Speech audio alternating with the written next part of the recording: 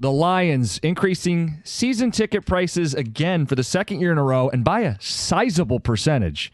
On average, 24%. And I've seen people say, especially those upper bowl people who may have avoided big increases a year ago, well, they got hit hard this time around. 30% last year, 24% this year. Is it simply the cost of being great? We've talked about this.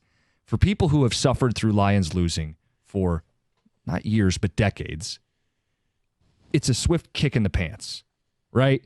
Just as they're getting good, they are increasing it, not 5 or 10%. Not like everything else is kind of going up a little bit. They're hitting you over the head with 30% increases and 24% increases and year over year over year until you simply cannot justify being a Lions season ticket holder anymore. I understand that, and I am sympathetic to that. I also have the numbers in front of me that say they have 22,000 people waiting for your spot in the queue if you don't want them. They had 96% renewal a year ago. So even with all the bitching and complaining that we had on the radio, 96% of you said, I'll fork it over anyway. And if you don't want to, the Lions are telling you, get out of line so someone else can get in line. There's plenty of people who want to be Lions season ticket holders. 56,000 of them, and they still have 22,000 more that would love the opportunity to be season ticket holders. So that's what makes this conversation so complex. Because I do feel bad for the fans who are going, I'm trying to put kids through school. I'm trying to put food on the table. I didn't get a raise at work, but it's now a 25% raise for me to be a Lions season ticket holder. I feel for the fans, and that we exist as a radio station for fans to talk through this. So 248-539-9797. It'll be interesting to see what happens in the future. Because if now they are right to where, right in the middle of the road in the NFL, you're not the highest, you're not the lowest, you're right in the middle. Is this just bringing it up in line with that, and so moving forward, it'll flatten off? Maybe it's that 5 or 10%. It's not as dramatic as it's been over the last couple of years. Because, and I will say this, like if you're nearer the bottom in regards to ticket prices, season ticket prices, and it's commensurate with what you are seeing on the field, I can understand that. But now when that happens, you also have to be good with it, commensurate being with what's on the field, and that's a damn good product now. Ticket text and then phone calls. There's a lot of ticket text coming in. Ticket texter says, higher ticket prices equals more money for Sheila to try to spend and get Ben Jansen to stay. Chase in Grosse Pointe. Well, we've seen Brad Holmes get extended, Dan Campbell get extended. I'm sure those came with pay raises. Well, we've seen Ben Jansen get a pay raise as recently as last year. Mm-hmm. Is it a little bit easier to take when you do see that there's competent ownership and that they are doing things to make sure that they stay competitive, they stay good by keeping good coaches?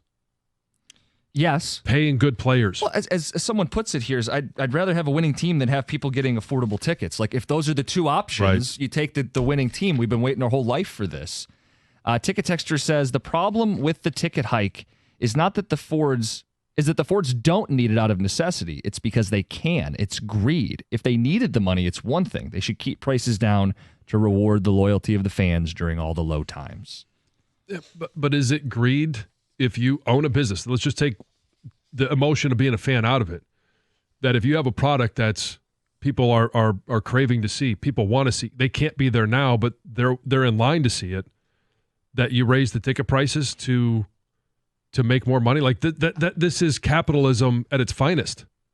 Ticket Texter says it's not capitalism or supply and demand because the Lions will revoke season tickets if people are selling them in the secondary market. What the Lions want is capitalism for me, but not for thee, Chris in Novi.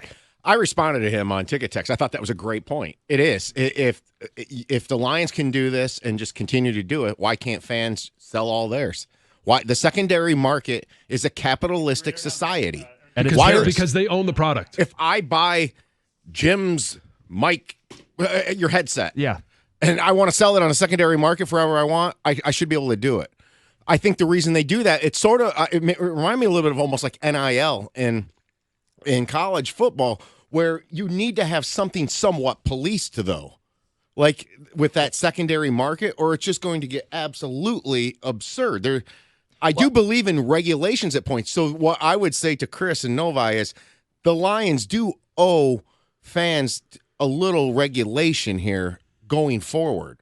To me right now, I have no problem with this. This is keeping up with the times, but they can't continue to stick it and stick it and stick it every year, and then Chris and Novi can't go to the secondary market and do what he wants. Well, because I think we got to be careful about it here. The Lions could charge more than they are, clearly, based on the secondary market. If the Lions took this to the extreme, they could take every ticket in their facility and go 5X on all of them and say, if you don't want them, the secondary market will pay them. They're not doing that. That would be the truest free market capitalist move, is to go, I could pull up insert app here, and it says they're worth 4 or 5 times what you paid for your season tickets. So guess what, guys? Everybody's season tickets are going to go 4 or 5 times to match the market.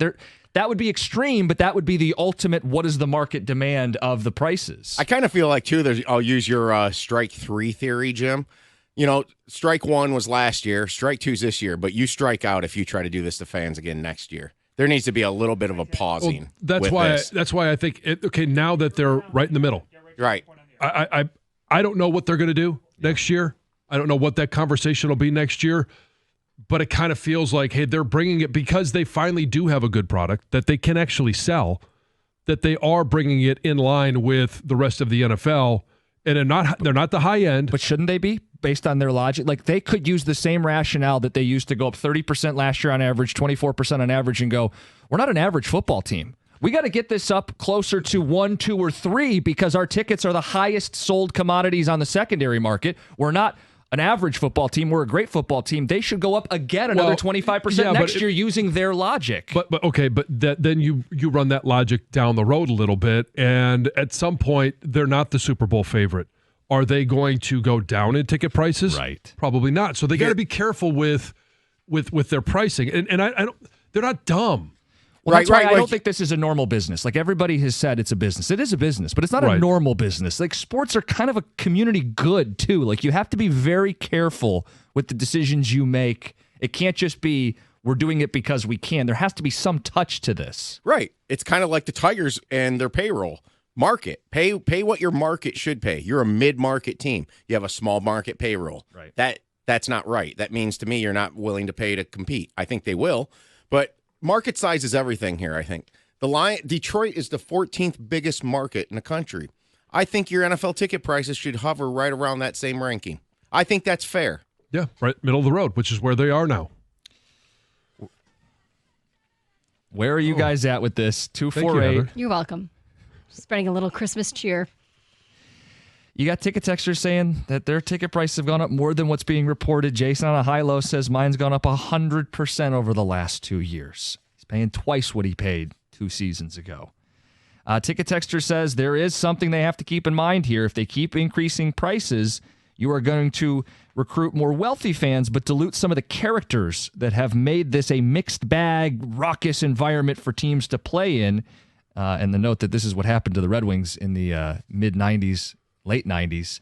You price out the rabid fans for the more business clientele who can afford it, and you lose some of that environment. 248-539-9797. I get that argument. And again, I don't think they're stupid. I think it's a fine line to walk. Yeah. Because, again, I see what they're seeing. 96% renewal. If you don't want it, someone else does. 22,000 waiting to pay these prices. Even after last year's increase, 22,000 people waiting to pay more to watch the Detroit Lions than they ever have before. Gladly shelling over more money. 22,000 waiting for the phone call and then the opportunity to make that decision. You don't think they'd all say yes? I don't think so. I think they would, then they'd try to sell one or two of them. I mean, that's what some of these fans did last year, and that's how some of them kept their season tickets. I think that's part of the 96% renewal. Anyway.